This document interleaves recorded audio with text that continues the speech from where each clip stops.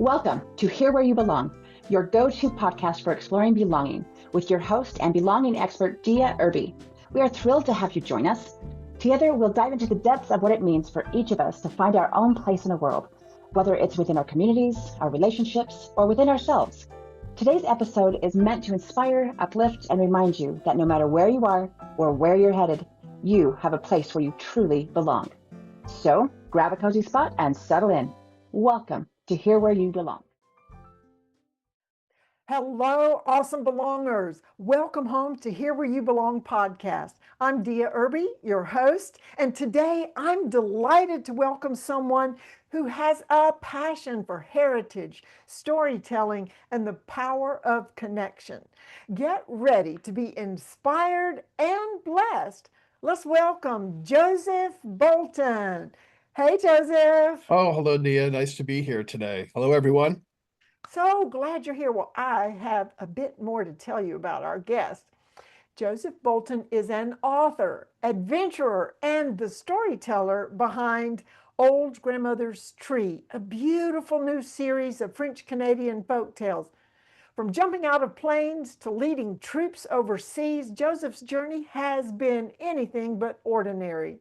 With deep roots in French-Canadian, Native American, Spanish, English, and Irish heritage, Joseph brings an authentic and multifaceted voice to his writing.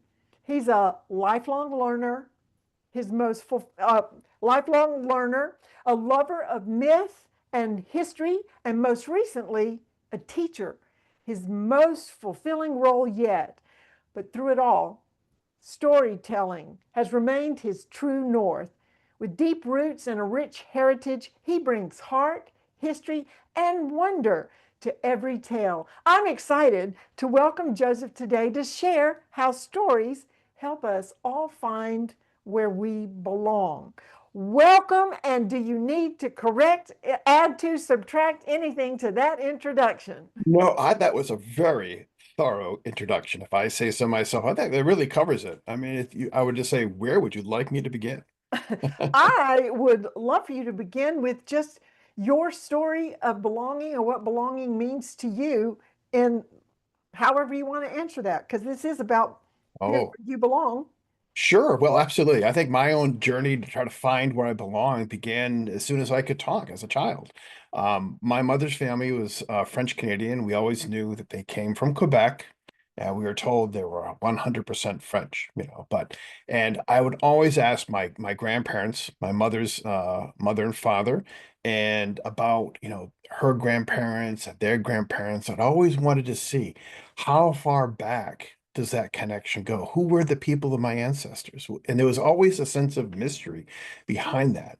So yet, even though I didn't understand, I always felt that I did belong, but I wanted to really feel that connection. So it was always a search for that. And thanks to all the technology that we have today, years later, maybe about 10 years ago, we have ancestry.com, we have the DNA tests. And so I gave my mother and her siblings a DNA test because I wanted to see how we connect, to the real world. And I researched my mother's family tree, and I learned about my ancestors in Quebec and how far back. And one of the first surprises we found out was that we're not 100% French. My mother wasn't. She has a little bit of the English, the Irish, the Spanish, and also Native American. And so we found that those ancestors, we didn't know about them. And I spent 2 years after those DNA tests trying to find them. And I found four gateway, as I call them, gateway Native American ancestors in Quebec. And there was one ancestor in particular. She was a young Algonquin woman named Miteouamigoukoue, and her life turns out to be very well documented by the Jesuits in Trois-Rivières, Quebec. Why? And I think it was just kind of where she was at the right place in the right time. But we are so blessed to have that because there was she had an incredible story overcoming the challenges in her life. And I'll start off with a quote. This was written about her the day after she died in 1699 up in Quebec by the Catholic priest up in Trois-Rivières. So he wrote, Miteouamigoukoue lived a full life with dignity, respect, and love. A courageous and loving Algonquin woman. And I was so touched by that. And because when you think about it, in 1699, a priest writing about a woman, remarking about a woman who passed away, would have been rather unusual. But to write that about a native woman is even more remarkable. And so, and I also think that those two lines are such a beautiful eulogy for any of us to have. I mean, I think that we would have done well in our lives if at the end somebody could say, we lived a full life with dignity, respect, love, and courage. Mm. So how did she get to that point? What happened in her life prior to that? Well, when she was about 22 years old, she was living in Trois-Rivières. She was married to another Algonquin named Assababish. They had two small children, maybe 4 and 3 or 5 and 4 years old. The Mohawks came up from New York. They raided her village in Trois-Rivières in Quebec. Her husband was killed, and her two children were kidnapped and by the Mohawks, and she never saw them again. She never even knew what happened to them. So here she is at 22. She lost her husband. She lost her two children. It was devastating for anyone to go through. But yet, 5 years later, she married again a French settler named Pierre Cauc, and together they became my ancestors. But, instead of living a life of despair or bitterness, she created something beautiful. She had like 7 other children with Pierre. She's the ancestor of thousands of French Canadians in the United States and Canada. And she had this life led in such a way that at the end, that priest would write about her, that she lived with dignity, respect, and love and courage. And I was very much inspired by that. So I wrote this series of books, and she was the center of these books called Old Grandmother's Tree. She's the old grandmother, and I called it Old Grandmother's Tree because she's the root of that tree, and we, her descendants, are the branches that have flowered off from that tree. And it's a collection of stories. There's 2 volumes, um, 40,000 words over 10 stories, 450 full color illustrations, beautifully done by an artist named Natasha Pelly Smith in Toronto. And all these stories are interrelated. And what makes it kind of even more unusual is I took her story and I retold it in the language of a folk tale.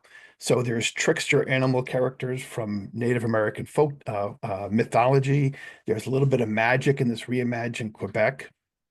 And so it's a very imaginative story, but it also has a true history in there too. And I chose the language of a folktale because it's a universal language. All cultures have mythologies and folktales. And so there's something very familiar about it when you read the stories, even though all the stories are very original. That's amazing. So when you were young and you started Mhm. hearing all these stories, did you imagine that you would in adulthood write these books?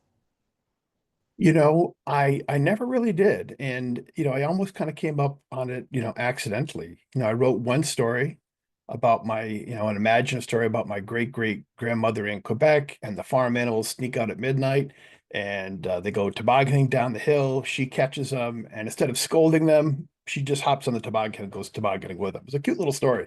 So that actually became the genesis of the books, because then I realized that, wait a minute, my great great grandmother in the story, she's also a descendant of Miteouamigoukoue. And I said, well, when we illustrated the stories, we gave my great great grandmother a shawl that had the colors of the Northern Lights. So that shawl, the question becomes, where did that shawl come from? Well, it belonged to her ancestor, Miteouamigoukoue. Okay, well, where did she get it from? Well, she got it from her husband on her wedding night, her second husband, Pierre Cauc. And then on her wedding night, and this is what I put all in the stories as I created them. On her Right. wedding night, she gets visited by the spirit of her first husband, Ashton Babish, who tells her, because she's very conflicted in the story. She's very conflicted. She misses her children. She's kind of pulled back into a prior life with Ashton Babish and her children. But the spirit of her first husband tells her, first of all, I'm really happy that you're not alone. I'm happy that Mm. you're not alone. When she tells him, I'm married again, I'm happy that you're not alone. And she tells him, or rather, he tells her, build something beautiful with your life. And as a parting gift, he grabs the Northern Lights and throws them onto the shawl, and the shawl changes the colors to the northern lights.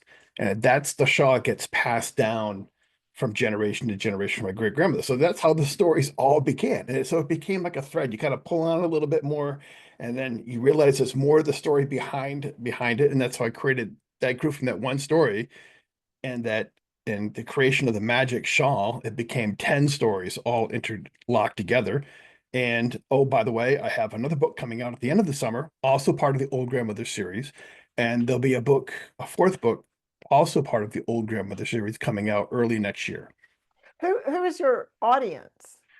My audience is everyone. I I was going to didn't. say, if you're writing these for children, an adult usually has to read them to the children. So you have to write for the adult also to enjoy it. But it sounds like it's really enjoyable, just a feel good opportunity to just maybe a beach book or a lake book to just sit back and Mhm. enjoy the stories.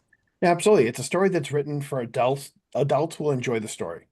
You will enjoy the stories, anyone who reads is adult, but you'll immediately go, wow, I want to share this with my children. I want to share this with my grandchildren, and you'll read it to them. And the language that it was written in is it's not written in childish kind of language. It's written in a way that, it makes children feel like they're listening to something important, an important story, a big person story, so to speak. And you read that and you share that with your children or your grandchildren. And also, there's life lessons in the stories themselves, because all folk tales usually have like a life lesson. Mhm. Um, it's never stated explicitly what those life lessons are in the stories. I don't hit you over the head with it, but it's there. They come out naturally in the entertainment of the stories themselves. Well, that's the best way to do it. Sneak up on the lessons Yes, that kind of sneak up on you. Go, oh, absolutely, absolutely. if you really like a main character, you want to emulate their character, and if Mhm. they've made good choices, then that would inspire you to make good choices as well. Without saying, "Don't be like the rabbit, be like the hare," Yes, the tortoise yes. and the hare. Right, Uh, right. yeah, well, that's wonderful. How long did it take you, or did you publish the first story somewhere and then decide to make it into, add to it for a book? I actually published the first story first, and then I said, oh, I'll do a sequel to it, and I was going to add those other stories, but that became much more. So I rewrote the first story, Okay. reincorporated it into Old Grandmother's Tree, and that became the new series, both of the volumes together. So I kind of used Amazon to actually self-publish them, but it wasn't just me alone. I had an editorial service, an editor who was based out of Montreal. She gave me writing coaching, did the corrections. I did the Mm, translations because it's French Canadian. The books are available in French, has to be, right? And, yes. and yes, and then plus the artists. So it was a very big project, and it was a team of people. It was myself. I had two artists working on the book. I had the editors. I had a translator out of McGill University in Montreal. Um, so it was very much involved, and it probably to do all these books probably took about 3 years to do them. That was my question. From start to finish, it took, well, I'm impressed that you were able to get it done in 3 years. Yes, and it was thousands of hours in that 3 years. Yes, it's like 24/7 for three It years. just about. And it's still a lot of work doing these other books, but I love telling these stories. I love sharing it. And it's something that everyone can enjoy. People will find the stories, poignant, thoughtful. Other times, because there's trickster animal characters, they're going to be a little farcical and kind of slapstick comedy as well. Well, that's great. Can you, in the next couple of like minutes, 2 minutes, can you tell us a story? Can you pick a story, a short little part of one of them? Well, I mean, like read it from the book. I don't know. They may be a little hard without the pictures Yeah, because, but can but I you can describe some summarize of and my tell favorite. us? But I Yeah. can tell you some of my favorite parts of the book. Okay. Yeah, that would work. So anyway, there's a couple of trickster animal characters. One, his name is Uncle McKeish. He's a turtle, and he's very, very old. He's a very old soul. He was born right when the world was born, and he has a nephew named Poku, who's a moose. And anyway, Poku and McKeish, Uncle McKeish, go on an adventure to the village in Quebec in the years 1902, so turn of the century. And they're a little confused by how people are today versus in the old days with the Native American from centuries ago. Anyway, Uncle McKeish tries to have an adventure interact with the people of the village. He tries to throw an axe in an axe throwing contest. Well, of course, he can't lift up the axe. The axe is too heavy. He's only a turtle. And then he challenges a lumberjack to a log rolling contest. I don't know if you've ever seen they stand on the log and they kind of Yes. knock each other off. Yes. So he challenges the lumberjack. Well, he can't knock the lumberjack off because he's only a turtle. He can't move the log that way. And so anyway, at the end of the day, he's riding the back of his nephew Poco the Moose on the way back to Mount Orford, where they all live. And he's kind of grumbling to his nephew. And he says, "You must be disappointed in me, nephew. I couldn't throw the axe and I couldn't roll the lumberjack off the log." And his nephew says, "But you're a turtle. You weren't supposed to take that off. Throw the axe or knock off the lumberjack." And then Uncle McKeish says, well, you must be getting tired of me because I repeat all my stories. He's an older turtle. And his nephew says, "Oh no, I always learn something new with every retelling of your stories." And he says, Art, what? And finally, Uncle McKeish is frustrated and he says to his nephew, "Why won't you let me have some self-pity? Feel sorry for myself." And Poku says, "No, I won't." He says, "It doesn't matter to me, Uncle, that you could not throw the axe or that you could not throw the lumberjack off the log. You are the greatest uncle to me, and I love you." And so Oh, that's one of my favorite parts of the story yes. because in my state of my life, I'm 61. I'm both Uncle McKeish and I'm both the nephew in my point of my life. Because sometimes, I'm the old uncle to my nephews and nieces who are like in the 30 years old. But I'm also the nephew to my much older uncles and aunts of my mother's family. And I understand that relationship and that whole story, the whole moral of that little piece of that story is about the relationship of the younger generation with the older generation, that unconditional love between the nephew and the uncle, the patience that the nephew has with his uncle, especially the part where he says, "I don't care how many times you repeat your stories. I learn something new with every retelling." And so that is one of my favorite parts of the book. And the illustrations that go with it are great. I'm sorry, I can't show you Full those other color. way. Full color. Full color. These are full color. Wow. Every illustration was meticulously designed Yes. and color. That's what took years of work to do. Yes. So, what a beautiful picture of, let's say it, belonging. Yes, of course. Since we're here to talk about belonging, the nephew really felt like he belonged and wanted the uncle to know that he belonged. They belong to each other, and Yes, that's what being in community is, and supporting one another, and accepting a person for who they are and what they can do. It's like you can't expect a fish to climb a tree. Is they're not skilled. They just don't climb trees. that's right. That's right. This is all so amazing. And we're going to take a quick little break right here and be back with so much more with Joseph Bolton, the storyteller. Be right back.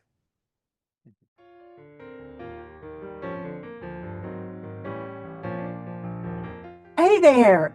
Isn't my guest amazing? So glad you joined us today. In this world that often feels disconnected, building community and fostering belonging are essential. That's why I created this podcast, to bring inspiring people to you, to encourage you to create that sense of belonging and community, no matter where you are. If you're being blessed by my guest, and we have some more, like, subscribe, and share this podcast. You know who needs to hear this. Stay connected, stay true to yourself, and always remember, you belong. Now, back to our amazing guest.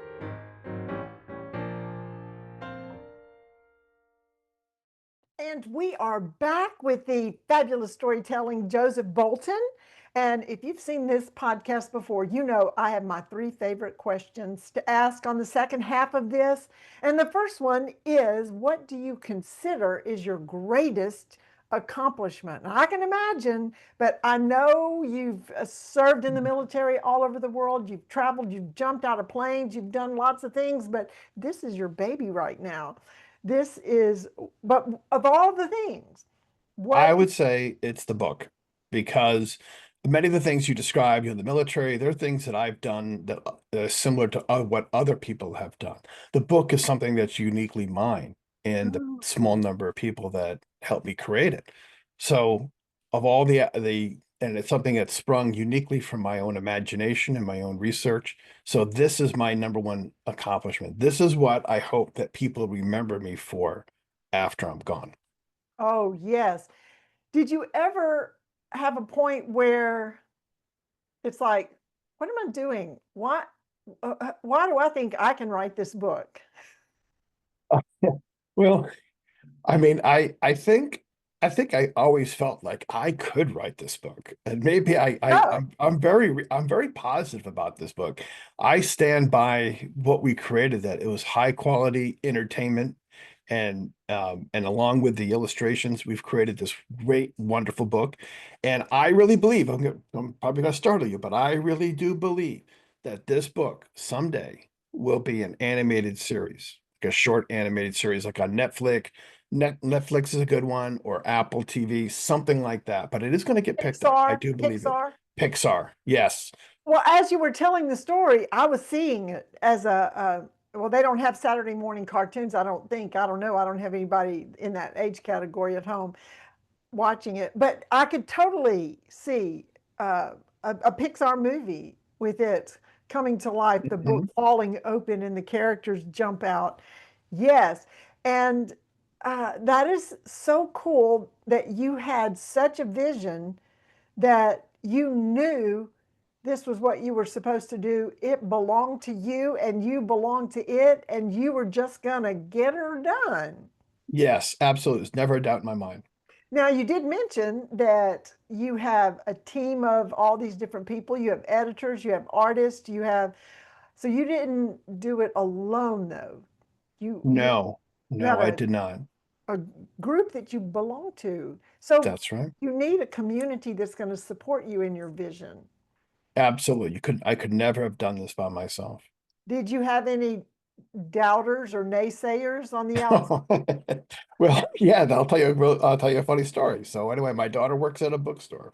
And Oh, so anyway, her boss, the owner of the bookstore, one day I showed her boss the cover of this book. The book wasn't done yet, but I was very excited about it. And I showed him the cover and I described what this book was, 17th century and early 20th century Quebec with mythology and Native American and this woman, she looked at me and she says, "Well, I hope you had fun putting that book together because it's gonna fail."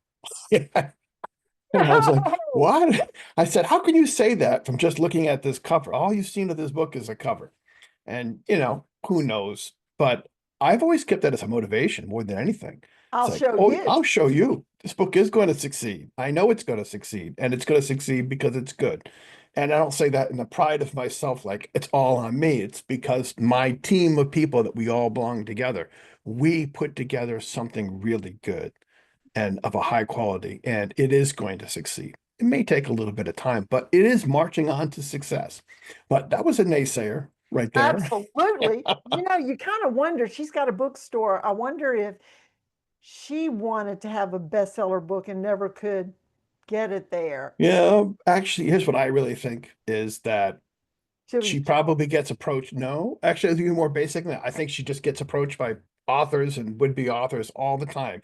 And maybe some of those products are kind of half-baked and put together, where somebody thinks, I'll just throw this book together, throw it out there, and it's going to be voila, it's the greatest thing in the world. And so she probably thought, okay, the next thing he's going to do is he's going to ask me to sell his book for him at my bookstore. So I'm going to cut him off at the pass. That's actually what I think happened. She just wanted to cut it off right there and say, you know what? You hope you had fun doing that, but it's not going to succeed. And from a numbers point of view, she may be right, but I know right. this book will succeed. Yes. Well, it's almost like one of my sons went to Georgia Tech, and his freshman year, some of the classes were you took a whole semester and you had one final, and either you made 100 and you passed, or you made a zero and you failed. Mm, And it was kind of like, ooh, they're trying to see who can stick it out, who right.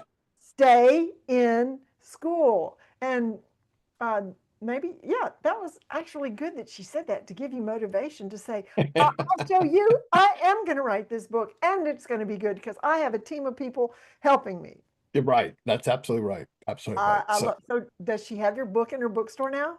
No, she does not. She does not. And you You're know what? not I going to don't, allow her to have it in her bookstore. well, probably not. And you know what? I don't need her bookstore to sell my book. It's Absolutely. not required. Yeah. If she asked me, I'd be happy to give it to her, but it's not going to be required. I have it in Yes. other bookstores. It's on Amazon. It's in libraries. It's at two shrines for Saint Catering, one in New York, one in Quebec, and it's going to grow. It's going to grow. It is. It's a slow growth, but a slow and steady, Yes. like the Uncle Turtle. And maybe yes, and Uncle McKeish, the turtle, yes. And maybe when it is an animated series, what I'll do is I'll invite her to I've go got a with me to ticket. the cinema. I'll buy her a ticket so we can go watch it together. I love it. Okay, so the next question is, Mhm. what makes you feel like you belong? I think I feel like I belong to two worlds. I belong to two communities. I'm an American. I'm born here in the United States, but my mother is French Canadian, and I have a rich history that goes back into that country at the very beginning. And with my native ancestors in Canada, that goes back thousands of years in that land. And so I belong here in New England, where I was born, where I grew up. But when I go to Quebec, especially, I feel like I kind of belong there too. As I look at the mountains that my ancestors looked at, and I walk the ground that they walked on, and I Mhm. looked at the people around me, the French Canadians who are literally my cousins because we're all French Canadians are related. If you go back a few, maybe six generations, seven generations, we all have common ancestors. So they're my family as well. And so I feel like I belong there as well.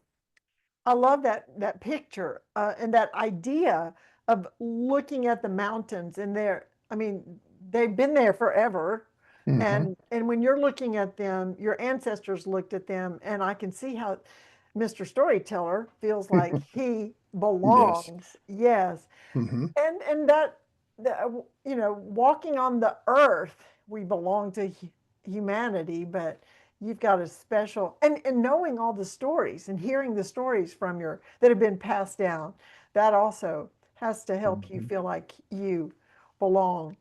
Now, we talked about your favorite quote because it Hmm. was basically the inspiration, wasn't it, for the first story that you wrote? Do you want to say anything else about your favorite quote? Well, and just to refresh everybody's my memory on that is that, it was Miteouamigoukoue, who's my ancestor, and the quote is Miteouamigoukoue lived a full life with dignity, respect, and love, a courageous and loving Algonquin woman. And so I love that's my favorite quote. I consider aspirational. I think that I would have done well, that at the end of my life, somebody could stand up at my service and say, Joseph Bolton lived a full life with dignity, respect, and love, a courageous and loving man. So that's my inspiration, and that's kind of like my guidepost. So I take inspiration from my ancestor that she overcame the tragedies early on in her life as a young adult, and yet at the end, that priest could write that about her. That is beautiful. You want to expound on what an Algonquin woman is for And anyone Algonquin who is a doesn't know? native, is a indigenous community up in Quebec. So Native American, First Nations, they go by, or also they're referred to in Canada as autochthon. But the first, Native American community, Algonquin, lived up in Ontario and Quebec. Wow. Yes, there are multiple tribes of Native Americans, uh, families of Native Americans all over the place, and depending on what part of the country Hmm. it has made an impact. I'm curious, did you find out anything more besides just the attribution of the quote to Father Alisi Cray. Did you learn anything more about him? Her, him? You mean about Father Lisi Cray himself? Yes. No, I really didn't. I really haven't found anything about him. But in the book that is coming out next year, so the fourth book, um, Ooh. he is going to be in that because that fourth book will talk about the last days of Miteouamigoukoue at the end of her life, when she's telling the story of her life to her granddaughter. Again, storytelling. But Father Elise Cray is also going to be in that book for a chapter or two. So I'm going to do honor to him as well, Oh, because I figured he had to be a good friend of my ancestor as well, to have write that absolutely. about that Well, or her. you wouldn't say this and have it quoted if you weren't familiar with someone. I mean, he had No. to recognize her courage and her respect, dignity, and love. So I had a I had a thought there, and it left me. Was it about the father? This is that a father, Catholic father? Yes, a Catholic priest. So is what's the spiritual? Oh, I know. This is totally not that. How old was she when she was died? Do you She know? was 68 years old. Wow. Yeah, I know. Isn't that a old age for somebody Well, to? I think that people could live that long back then. It's just that less people did. But yeah, she died at 68, which was probably, high average for someone of that time period. Mm-hmm. But yeah, she died in January of 1699, right in the winter. And right after she died, Father Elise Cray made note that she had passed away, and he wrote that description of her and his thoughts about her right there on the page in the record. So there's a written record of what he wrote. And not everyone who passed away, he didn't write something about everyone that passed away. A lot of times he may just make a note of it. But Right, he born thought, and took the died. time to write this about her. And do you know what do you know about her husband, her second husband? Pierre Cauch, he was born in France, on the western part of France, and he settled in. I know that what I do, what I've read about the research about him was that he did speak Algonquin. He served as a translator between the French and the Algonquin language in the Algonquin community. He was also the godfather for the baptism of some of the Algonquin community that lived in the village nearby. So he was very close to the Algonquin community. So I think it probably was very natural that after Asababish, Miteouamigoucoue's first husband, was killed, that she would gravitate to him, and she would be, attractive to for Pierre. He would know about her because his very close contact with the Algonquin community. Yeah, is that do you have any evidence of their love story or is it just speculation? Well, let's see. They had 7 children. So they were very loving. They were very loving. They were together for 30 years. And up until he died about 10 years before she died. She never married again after that. That was it. And I would say that for anyone who is described as being, a loving and courageous person and having dignity and respect, that that must have carried over to their marriage as well. That it was a marriage of dignity and respect between the two of them. Right. Well, that's a fair folklore that you're writing. You could add a little love story about them. Well, actually, the first story begins just before their marriage, as Miteouamigoucoue's grandfather basically takes literally Miteouamigoucou by the hand and Pierre Cauch by the hand and says, "You two, I know you're, I know that you love each other, so admit it to each other and get married. It's been 5 years. It's time to move on."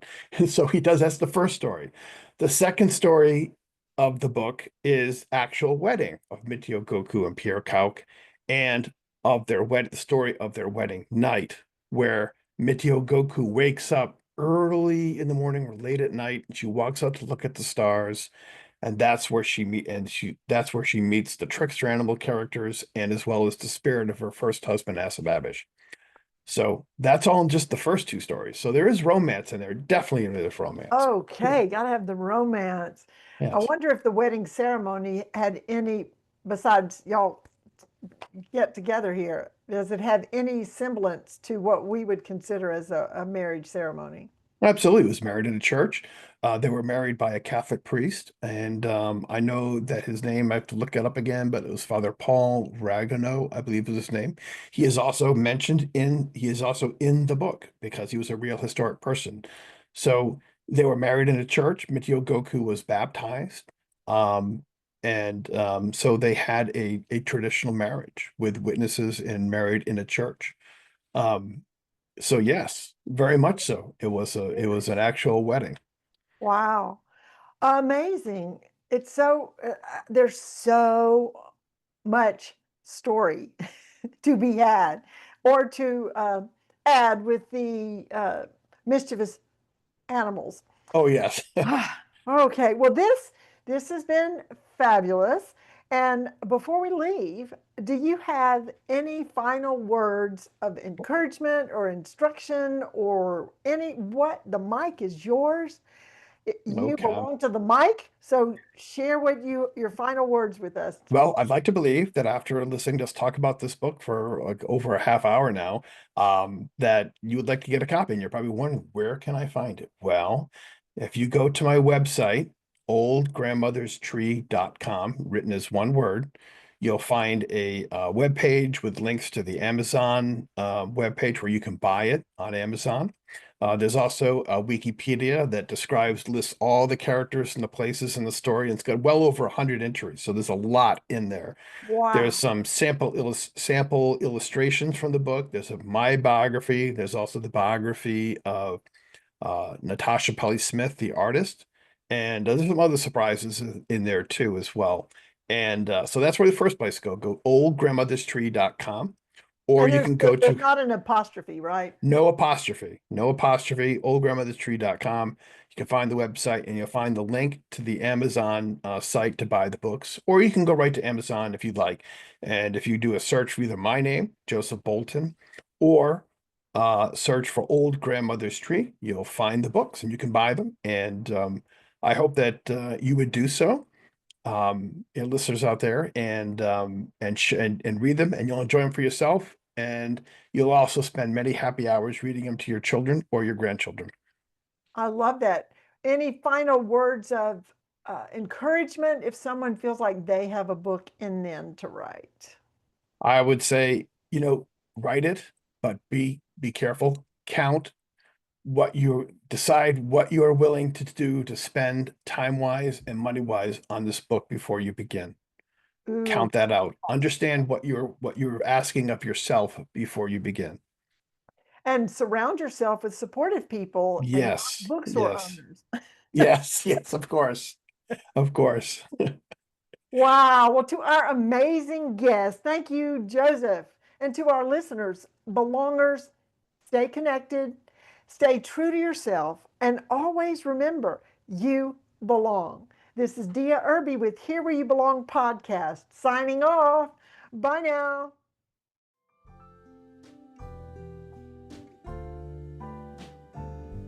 Thanks for tuning in to Here Where You Belong. We hope today's episode has inspired you to embrace the beauty of belonging in your own life. Remember, no matter where you are or where you're headed, you have a place where you truly belong. Join us again next time for more insightful conversations and heartwarming stories. Until then, stay connected, stay true to yourself, and always remember that you belong.